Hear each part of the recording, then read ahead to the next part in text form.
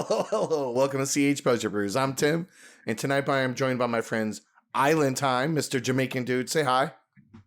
Hi. And by our other friend, Joe0. Say hi, Joe. We decided to do a few of the Ask a Spike Q&A questions, and we let Joe pick out a couple. There's some spicy ones, and then we're going to chat about them. So, Joe, where can people find you on the interwebs, good sir? I'm in some of the Discords. My Discord name is Joe0, and then I'm on the competitive EDH subreddit, shit posting all the time. So, Is Joe0, Joe01, Joe012? there's a lot of zeros and ones in my 0, 1, username. 2, 3? No, I think just one of zeros them. and ones. Oh, I was gonna say, did you actually spell out Joe-O in binary or some shit? No, that's kind of clever though. And Sean, what you been up to, man? Your boys on the MLC. Yay! Can you discuss the paper, rock, scissors game that is Stacks, Turbo? What kind of Turbo? Maybe Turbo Nas? Maybe Turbo Stacks, who knows? Or mid-range. Mid-range what? Mid-range Stacks? I don't know. Decks. So it's can you describe like so a thing that a term like a phrase that kind of gets thrown around a lot is that that cEDH is kind of in this paper rock scissors style meta, which is healthy because those style of metas are healthy, where you have turbo Nas, you have stacks, and then you have mid range. The turbo Nas beats the mid range beats the stacks, and the stacks beats the turbo Nas. So I think I'll lead off with this. I don't know which one's which, but what I do know is that that's kind of how the cycle goes. And this is pretty much indicative of like the pre-Flash era as well, where you had a lot of like Xur was really good because it essentially just tutored up Necro, and then you just did stuff with that and Shimmermere. But so the Turbo Nos decks kind of are really fast, tempo-y, and they overload the mid-range decks because the mid-range decks are trying to like establish value engines on turn 1 through 3, essentially. They're 1 through 3. And the Turbo Nos decks are either like we're trying to resolve a Nos, like try to threaten a win, or they're wheeling 100 times, which is something that isn't really talked about a lot. And mid-range decks they want to sculpt. They want to sculpt their hand because they have a lot of like value engines and a lot of pieces. So what they want to do is they want to deploy those pieces and then keep all of the interaction in their hand and just sit there and draw more cards, play lands and play more value engines and just kind of bury you in incremental slow card advantage. But the problem is with all the wheels is that they keep resetting the hand, so you can't like deploy the pieces you don't need or the pieces that are going to get you more value again in precipitating turns, and then keep all the interaction in your hand. Because a lot of interaction is kind of narrow and specific. So by just constantly having your hand wheeled away, it really just disrupts that flow. Whereas like I think go ahead. I think you do get disrupted, but like the mid-range decks are usually built with like extremely good card quality. So it's like if you have 7 cards and change it for any other 7, you're usually still in a pretty good spot. I mean, you are, Not, but like not as good, but like I think you're probably better off than the other decks at the table. Well, you are, but you're not set up to. So like the way the turbo decks are set up is they kind of like jam that all the fast mana to convert it into cards, to convert it into more mana, to convert it into more cards, and just kind of keep chaining that together over one consecutive turn. Yeah. Whereas the mid-range decks want to just kind of keep cards in hand and just kind of keep accruing value incrementally, slowly.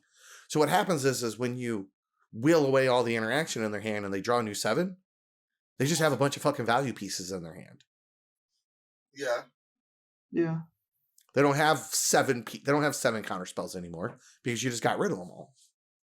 I mean, like it depends on how their deck's set up. Like if they're like on average, they should get the like proportion, like they should get proportionally based on what they have, right? So if they're like 10% counter spells, 10% value pieces, 30% lands, like you should over time like hit that same threshold depending on like Right, but what I'm saying is the mid-range decks want to take all of the other stuff that's not interaction and deploy it, and yeah.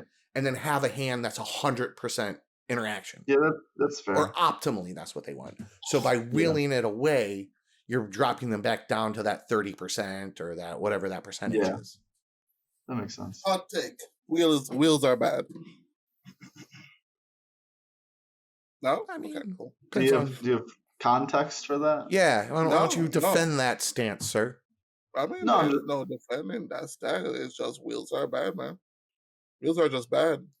Unless you are in your deck is a storm deck, and because you dump your hand, you need to refill your hand for your own benefit, then sure.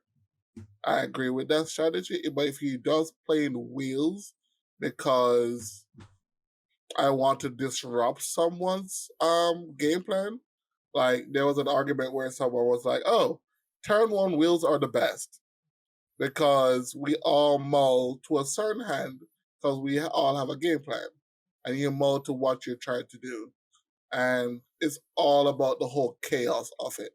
I agree with that. If that's the wheel, I agree with, but because you will screw at least one person at the table with a turn one wheel. Oh yeah. At least you will screw one person, or you'll put one person way ahead. If you're fourth in turn order, does it really screw anyone? No. He just refill everyone's hand. Yeah. Yeah. No. So one thing I always try to like in games, don't play a mid game wheel. Don't. Not after you just survive 2 win attempts. Please don't play a time twister. So what about a situation where you're third, you survive the win attempts of the previous 2 people, and you know the next person after you has a win attempt in their hand? You have a wheel in your hand? Yeah. I mean, I guess you're willing to stop that person, but you know you're not going to get another turn. I've been put in that position where you're that player that just stopped the 2 players, and you're like, I know what you're doing on your turn. I have this twister in hand. You just tutored twice. They're empty-handed. I'm now going to need them to now be back on more cards so we can make sure you don't win. Or hopefully everybody draws badly. Yeah. I don't know, man. Like, sometimes that's it. But if someone just like, oh, well, let's wheel because I have nothing in hand. No, you stay with nothing in hand because everybody else have nothing in hand. Right. Like, please. Like, just grind through the game. You're here. You're already here. You're already been grinding. Like, just continue, man. Because the minute you wheel, you're not seeing another turn. I strongly especially once you wear that. everybody down as like, especially like in a mid-range deck where you finally wear everybody down, like you don't want to refill people's hands. No. Like, I mean, personally, I oftentimes cut wheels from my mid-range list for that simple fact is like, when I draw them, I'm like, oh, great, it'll give me 7, but then it gives my opponent 7. And all my opponents are either A on stacks or A on turbo. So either now I got to fight a bunch of stacks, or B, I got to fight up, now I got 3 players raring to go again because I've just given them a bunch of gas. You just refill the gas again to choose to just try to go burr again now. Yeah. No. Now I gotta stop them. So are you not running wheels and Hull Breacher in your mid-range decks? I'm running Hull Breacher because it's a good hate piece. Yeah. 4 wheels. So hot take. I'm playing Winds to Change because screw the 6-mana combo nonsense. Screw it. Wait a minute. Winds to Change, boys. That's where I'm at. Screw the 6-mana. Oh, play Hull Breacher, play wheel? Nah, dude. We can There's do it. a It was. isn't We can there do a it with. blue We can do one it for for 4. 2? It's Well, the other thing that's nice about wins is it puts their hand back in their deck, not in their graveyard. yes. Mm-hmm. So it doesn't even enable Hull Breach. On the World Breach. Yeah. Bring back Winds of Change. I play love Winds of that. Change. I love it. I love that card. Now, what's funny though is Sean says wheels are bad in mid range, but he was just bitching about not having wheels in a mid range deck for his game over the weekend. For his game tomorrow. I mean, wheels are bad. Yes. Well, then Don't why were mean you? You don't mean you don't play the card, Tim. GTA is bad, right? But I play it. Come on, man. I mean, GTA is right. Is good in the right situations. There we go. At least In we the can agree right with that. situations, just not And wheels. every situation. Oh, okay. We're gonna do that. Let's see what you did there. But Did you see that? I did. But See that again, GTA wheels, lover. Wheels are not right. Wheels are right in the correct situation. Yeah. All right. So are you saying they're just overhyped? That's a good word to use, Joe. Overhyped. I agree with Overhyped. I like that. Joe, where can everybody meet you? On the internet. Where can they interact with you on the interwebs? One more time for the for the going away. I'm in various Commander Discords. You can find my name on Discord's Joe0, and then on Reddit, I'm a shit poster, Joe with a bunch of zeros and ones. They're all Smurf accounts. Don't reply to them. Don't feed the trolls. Yeah.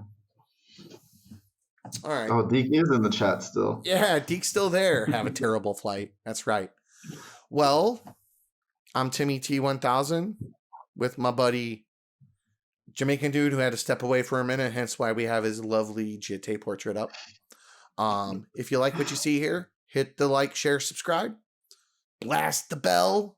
If you'd like to support us, you can go to patreon.com/cEDH Budget Brews. Give us $1.